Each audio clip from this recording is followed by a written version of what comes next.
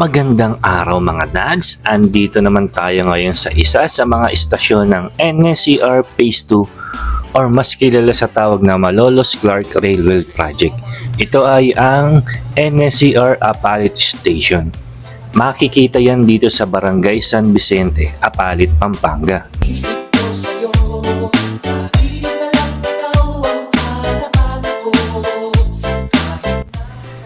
Ang istasyon na ito ay 2-level at sided platform lamang. Tanging ito lamang ang 2 rail tracks dito sa Phase 2. Hindi katulad ng iba merong 3 or 4. At ang may hawak na contractor dito ay ang Hyundai Megawide Donga Joint Venture.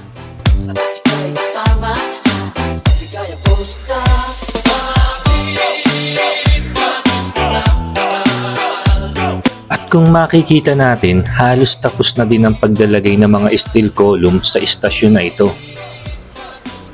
Kung mapapansin nyo din, ibang klaseng method naman ang ginawa nito, hindi katulad ng mga istasyon doon sa Phase 1.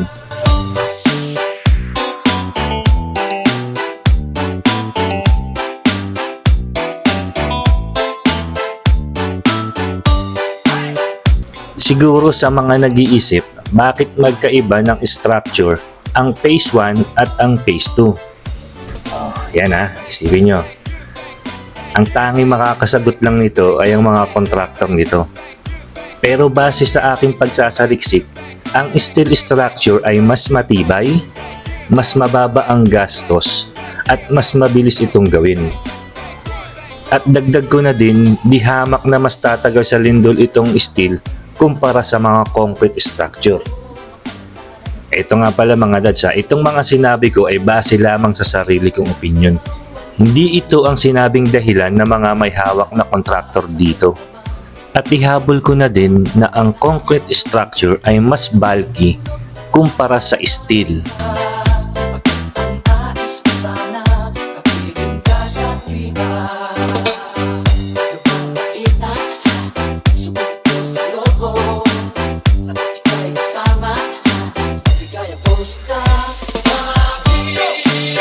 At ang nakikita nyo naman sa may kanang bahagi, yan ay ang precast yard.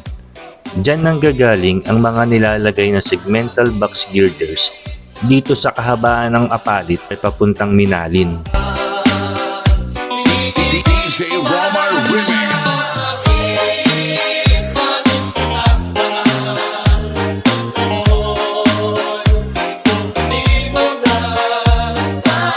Sa di kalayuan sa NSCR Apalit Station, makikita naman natin itong ginagawang Balance Cantilever Bridge.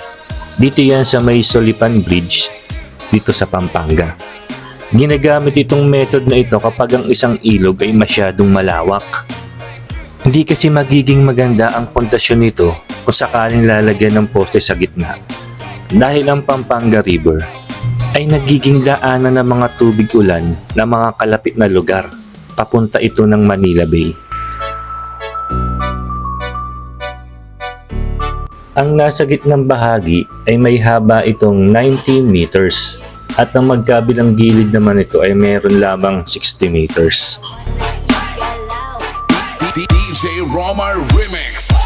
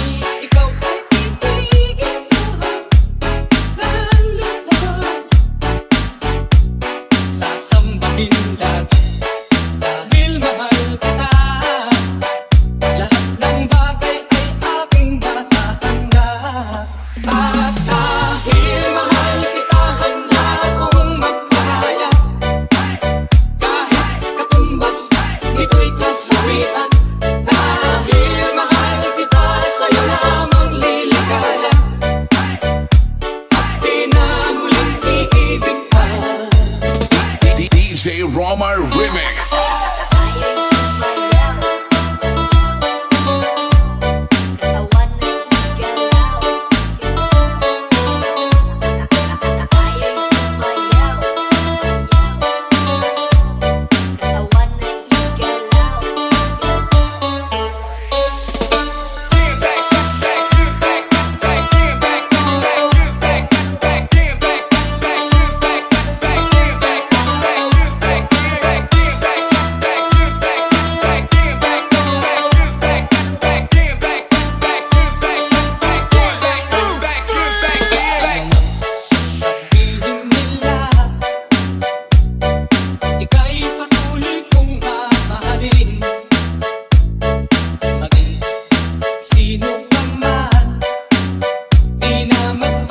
Ito naman ang papuntang Kalumpit.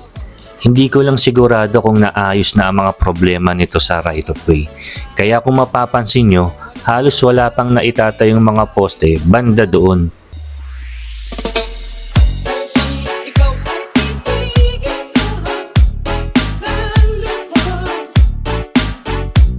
Sasambahin lang dahil mahal kita. Lahat ng bagay ay aking matatanggap.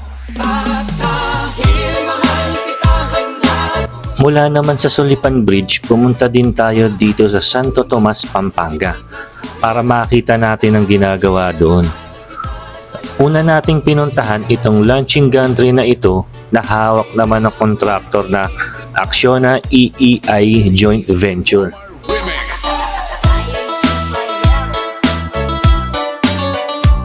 Mula nang maitawid ito galing sa P. Gomez Road, Santo Tomas, ito ay nakakatatlong span na at ang direksyon naman nito ay pa southbound or papunta ng NSCR Apalit Station.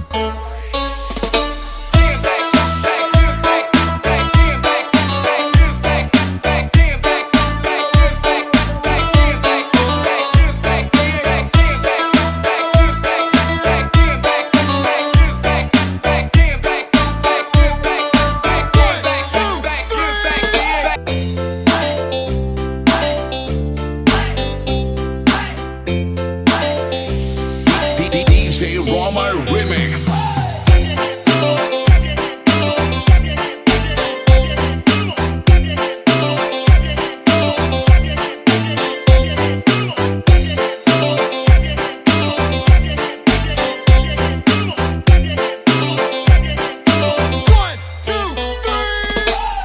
mayroon ako sa'yo mga mata.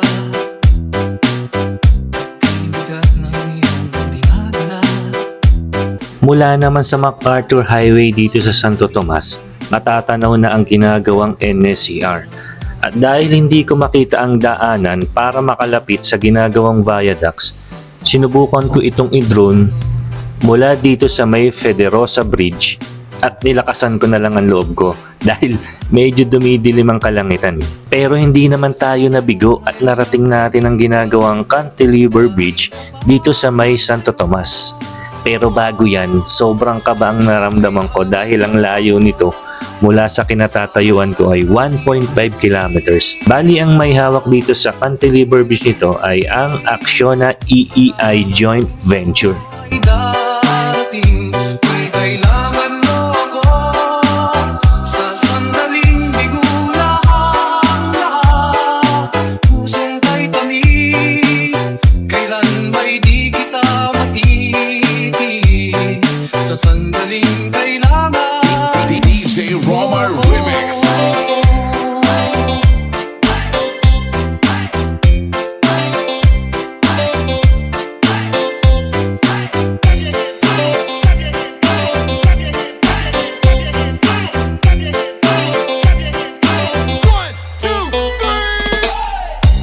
narito ang makakalat ko. Pag natapos na itong project na to, makikita mo din itong magandang tanawin na to. At may bonus pang Mount Arayat. Laging tapat sa'yo. At kung kailangan mo ako sa oras ng iyong pag-iisa, kung nanininding asahan. At kung narating mo naman itong bahagi na ito ng aking vlog, pakikiusap naman sana ako na kung hindi pa kita subscriber, pakiclick naman ang subscribe button dyan sa may ibabang bahagi at sabayan nyo na din ang notification bell para makakita ka pa ng mga ganitong stress reliever scenery. Okay? Maraming salamat!